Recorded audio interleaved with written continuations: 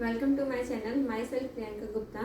आज हम पढ़ेंगे स्केलेटल सिस्टम। स्केलेटल सिस्टम मतलब स्केलेटल सिस्टम को हम हड्डी, जितने भी हमारे बॉडी में हड्डी है हम उसको स्केलेटल सिस्टम का नाम देते हैं। अगर हमारे जितने भी हमारे शरीर में ये जो चमड़ा है, स्किन है, उसको हम मस्कुलर सिस्टम का नाम देते हैं। तो इसी तरह से आज हम पढ़ेंगे 5th स्टैंडर्ड का चैप्टर है skeletal system.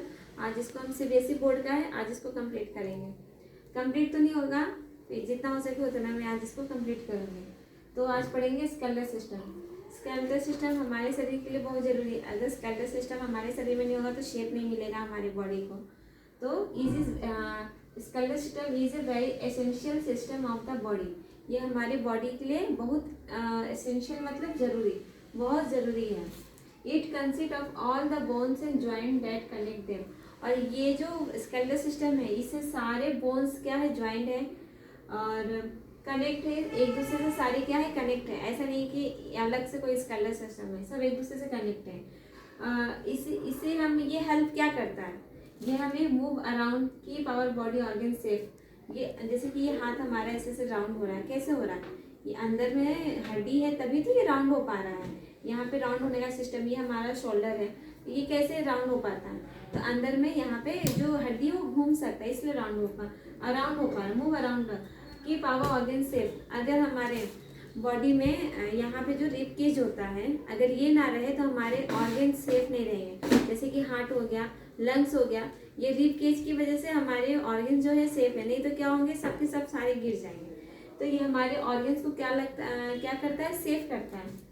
Even make blood cell within certain bone. और कोई कोई बोन्स ऐसे हैं जैसे कि हमारे स्केलेटल सिस्टम में बोन मेरो है, वो यहाँ तक वो क्या करता है, ब्लड बनाता है। बोन मेरो ही हमारा ब्लड बनाता है।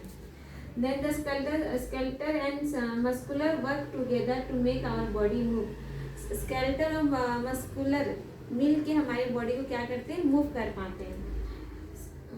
शेप आवर बॉडी, और हमारी बॉडी को क्या करता है, शेप देता है। Then even when a baby born. अब इसके हम समझेंगे कि हमारे अंदर में हड्डी जो स्केलेटल सिस्टम में टोटल कितनी हड्डी है।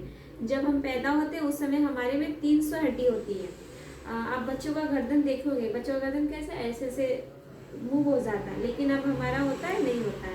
हाथ, ये सब क्या होता है, बच्चों में जब बच्चा पैदा होता है ना उसमें 300 बोन्स होते हैं, लेकिन जैसे जैसे हम बड़े होते हैं वो बोन्स क्या होते हैं, डिक्रीज हो जाते हैं, कम होते जाते हैं। और कम होने के बाद जब हम बड़े हो जाते हैं तो यही बोन हमारे 206 हो जाते हैं। क्यों हो जाते हैं, क्योंकि बहुत सारे बोन्स जो होते हैं जब हम पैदा होते हैं तो सब अलग अलग, जैसे हमारी हाथ की जो बोन्स होते हैं ये वाले, तो इसमें बहुत सारे बोन्स क्या होते हैं, अलग अलग होते हैं, लेकिन बाद में क्या हो जाते हैं, ज्वाइंट हो जाते हैं। इसी वजह से बहुत सारे बोन्स जो 300 रहते हैं वो घट के हो जाते हैं 206 हो जाते हैं। उसके बाद अगर हमें स्केलेटल सिस्टम को हेल्दी रखना है, हमारे उसके लिए क्या चाहिए, कैल्शियम और फॉस्फोरस चाहिए। कैल्शियम पता ही है विटामिन डी से मिलता है। फॉस्फोरस कहाँ पाया जाता है, अगर घर में देखा जाए तो माचिस का जो साइड में जलाने वाला होता है फॉस्फोरस होता है। अगर हमारे हड्डी में फॉस्फोरस नहीं होगा ना तो आप ये देखोगे, जो हम जाते हैं, कोई अगर मर जाए तो उसको देहांत करने जाते हैं तो कैसे कोई बॉडी जलता नहीं है, क्यों नहीं जलता है, क्योंकि उसमें फॉस्फोरस की कमी रहती है। ये नहीं कि उसने कोई पाप किया है, तो फॉस्फोरस की कमी की वजह से ना कोई शरीर अच्छे से जल नहीं पाता है। लेकिन हमारे में क्या बोला जाता है कि फॉस्फोरस मतलब जलता नहीं तो कुछ और बोला जाता है, लेकिन उसमें ऐसा साइंटिफिक देखा जाए तो उसमें फॉस्फोरस की कमी रहती है। Inside the certain bones. अब हमारे जो सर्टन जो बोन्स है उसके अंदर एक स्पॉन्जी जैसा जो बोन्स है उसको हम बोलते हैं बोन मेरो। वो थोड़ा सॉफ्ट होता है और स्पॉन्जी जैसा रहता है, उसको हम बोन मेरो बोलते हैं। आउटर पार्ट, अगर हमारे जैसे कि स्कल है, स्कल ये वाले आउटर पार्ट देखो कितना हार्ड है। अगर आउटर पार्ट हमारा हार्ड नहीं रहेगा ना तो हमें आसानी से चोट लग जाएगा। तो जो हमारे स्केलेटल सिस्टम का जो आउटर पार्ट होता है वो क्या होता है, हार्ड होता है, बहुत हार्ड होता है।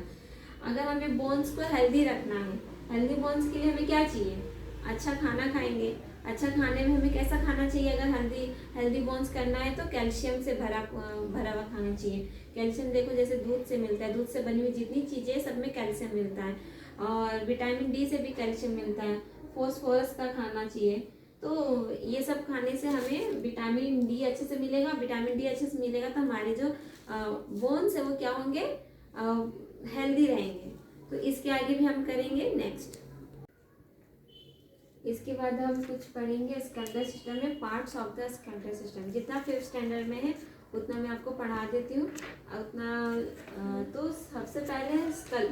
स्कल मतलब ये जो खोपड़ी दिख रहा है इसको हम स्कल बोलते हैं। तो स्कल में कितने बोन्स होते हैं? 22 बोन्स होते हैं। और 22 बोन्स में और कैसे इसको डिवाइड कर सकेंगे? 14 जो होते हैं ना, 14 हमारे फेस में होते हैं।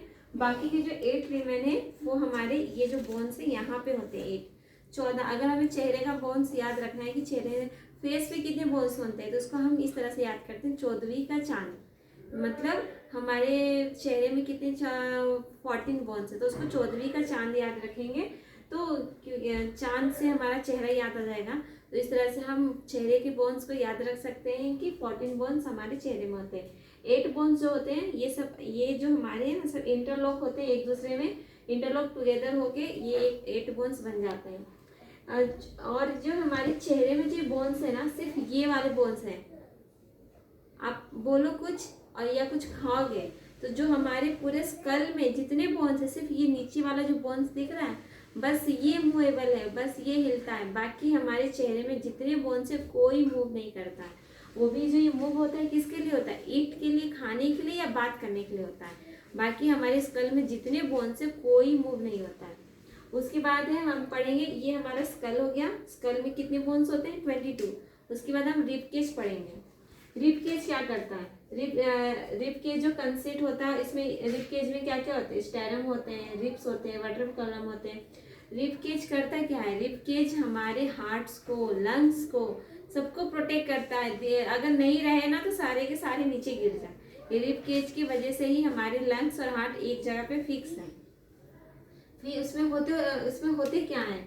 ये सब सारे क्या है? रिब है, ये जो बीच वाला है ना ये स्टेरम है, और फिर वर्टेब्रल कॉलम जो पीछे के टाइप जो होते हैं उसको वर्टेब्रल कॉलम बोलते हैं। तो इसमें क्या होते हैं? रिब्स होते हैं, स्टेरम होते हैं, स्टेरनम को ही ब्रेस्ट बोन बोला जाता है, और वर्टेब्रल कॉलम होते हैं।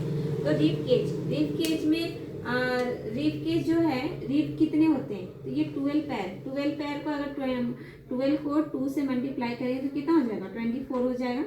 तो समझो कि रिब में ही हमारे 24 है कनेक्ट। और फिर उसके बाद ये जो नीचे वाले 2 बोन्स दिख रहे हैं ना, ये और ये जो बोन्स है इसको हम फ्लोटिंग बोन्स बोलते हैं क्योंकि ये फ्लोट होते रहता है। ये पीछे के बोन से बैक बोन होता है ना वहां से जुड़ा हुआ रहता है, लेकिन आगे का जो ब्रेस्ट बोन होता है उसमें नहीं जुड़ा हुआ रहता है। पीछे का जो हमारा जो ये होता है यहाँ पे नीचे में रहता है, ये फ्लैट करते रहता है। तो पीछे के बोन से, बैक बोन से ये जुड़ा रहता है, लेकिन ये स्टेरम आगे के बैक बोन से जुड़ा हुआ नहीं रहता है। तो attach by one two the back bone, ये सिर्फ बैक बोन से। अगर ये हम जैसे कि कोई औरत को आपने देखा होगा तो प्रेग्नेंट होती है, प्रेग्नेंट होने में उसका पेट फूलता है ना, उसको हेल्प कौन करता है?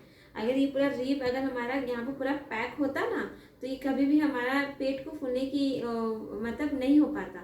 ये रिब जो ये 2 फ्लोटिंग बोन्स है ना यहाँ पे जो नीचे में, इसके नीचे ही यहाँ पे जो बच्चा होता है वो यहीं पर रहता है।